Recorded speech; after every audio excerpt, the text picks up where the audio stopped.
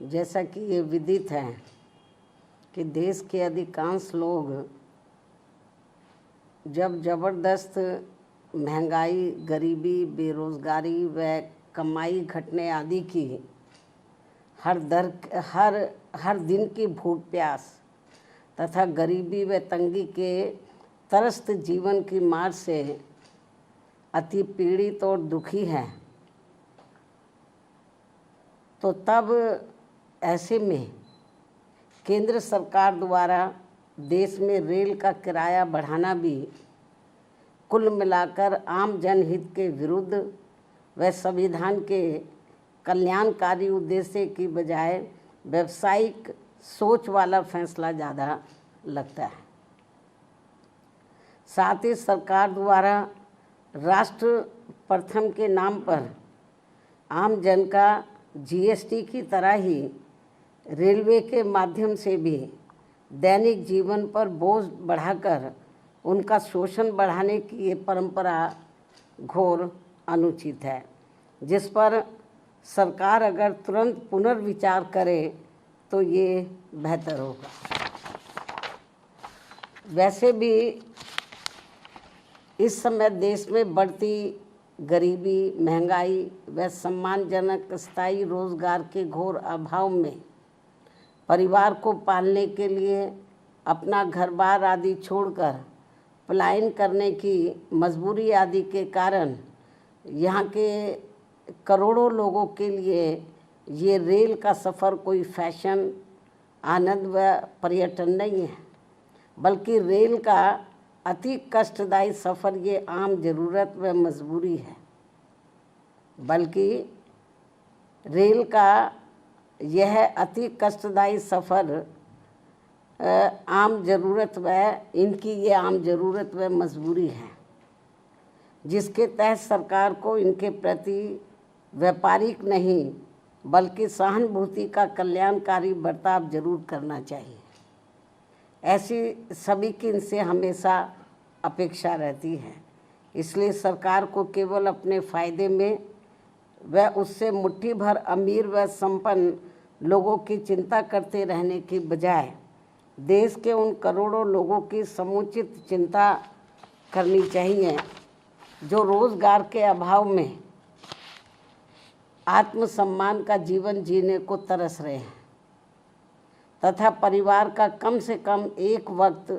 पेट भरकर किसी प्रकार गुजर बसर करने के लिए सरकार की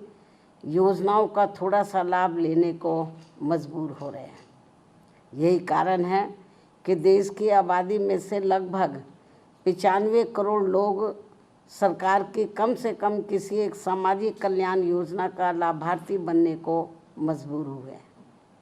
जिससे ऐसे लाचार व मजबूर लोगों की संख्या अब बढ़ते बढ़ते वर्तमान वर्ष सन 2025 में लगभग 64.3% तक पहुंच गई है, जबकि सन 2016 में ये संख्या करीब 22% ही थी। किंतु अंतर्राष्ट्रीय श्रम संगठन के इन आंकड़ों को भी सरकार अपनी उपलब्धि बता रही है। क्या ये उचित व शोभनीय है? जबकि सभी को ये मालूम है कि सरकारी योजनाओं का थोड़ा सा लाभ लेने के लिए ज़रूरतमंद लोगों को कितनी भागदौड़ व परेशानी झेलनी पड़ती है। इसके अलावा प्रदूषण नियंत्रण के नाम पर भी देश में आए दिन खासकर इन करोड़ों गरीब मेहनत कश एवं मध्यम वर्गीय शहरी जनता को जो इन्हें अत्यधिक शोषण व परेशानी का सामना करना पड़ रहा है, तो उस पर भी केंद्र व खासकर दिल्ली सरकार को भी उचित ध्यान देना बहुत ज़रूरी हो गया है। वास्तव में लगभग 100 करोड़ से अधिक गरीब लोगों के भारत देश में वाहन प्रदूषण रोकने के लिए उसकी जीवन सीमा पर सख्ती से अनुपालन के अलावा और भी दूसरे बहुत सारे उपायों पर सरकार द्वारा अमल किया जाना चाहिए,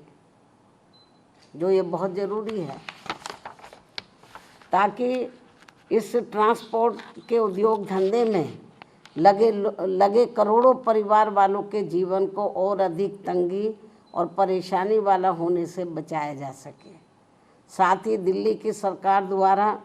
गरीब व दूसरे प्रदेशों से भी, खासकर यूपी, बिहार व बंगाल आदि राज्यों से रोटी रोजी के लिए पलायन करने वालों को यहाँ बिना कोई दूसरी व्यवस्था किए हुए उन्हें जिस बेरहमी से उजाड़ने का ये जन विरोधी रवैया अपनाया जा रहा है, अर्थात उनकी झुग्गी झोपड़ियों को जो तोड़ा जा रहा है जिस बेरहमी से, तो ये अति दुखद व शर्मनाक भी है। लेकिन दिल्ली सरकार बहाना क्या बनाती है कि हम कोर्ट के आदेश का पालन कर रहे हैं, लेकिन माननीय कोर्ट ने ये नहीं कहा कि जिनको आप उजाड़ रहे हैं तो उनकी आप दूसरी व्यवस्था किए बिना ही उनको उजाड़ दें। कोर्ट ने ज़रूर कहा है कि आप इनको हटाइए, लेकिन कोर्ट ने ये नहीं कहा कि आप इनके लिए दूसरी व्यवस्था ना करें। सरकार की जिम्मेवारी बनती है कि इनके लिए पहले दूसरी व्यवस्था करें इनको बसाने के लिए, उसके बाद इनकी झुग्गियों को हटाना चाहिए। लेकिन ये सब व्यवस्था किए बिना ही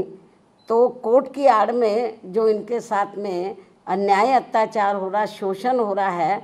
तो मैं समझती हूँ ठीक नहीं है। वैसे भी दैनिक उपयोग की आवश्यक वस्तुओं पर भी जिस प्रकार से कीमतें बढ़ाई जा रही हैं, इसके अलावा दैनिक उपयोग की आवश्यक वस्तुओं पर भी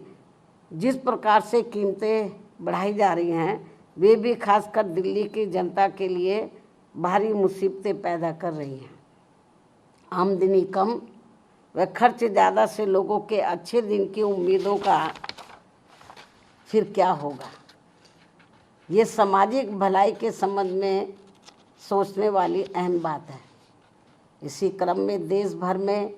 बिजली की कमी ने भी केवल आम लोगों को ही नहीं बल्कि पूरे व्यापारी वर्ग व छोटे उद्योग धंधों को भी बुरी तरह से प्रभावित कर रखा है। दिल्ली व यूपी सहित कई और राज्यों में भी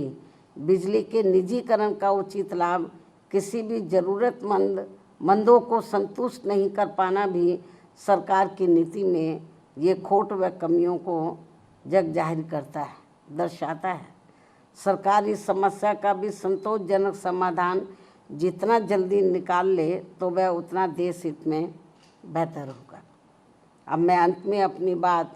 यहीं समाप्त करती हूँ। धन्यवाद। जय भीम व जय भारत। हेलो गाइस, अगर आपको हमारे वीडियो पसंद आते हैं तो ज्यादा से ज्यादा हमारे वीडियो को शेयर कीजिए, चैनल को सब्सक्राइब कीजिए, बेल आइकन को अवश्य दबाइए, जिससे हमारे लेटेस्ट अपडेट आप तक आसानी से पहुंच सके।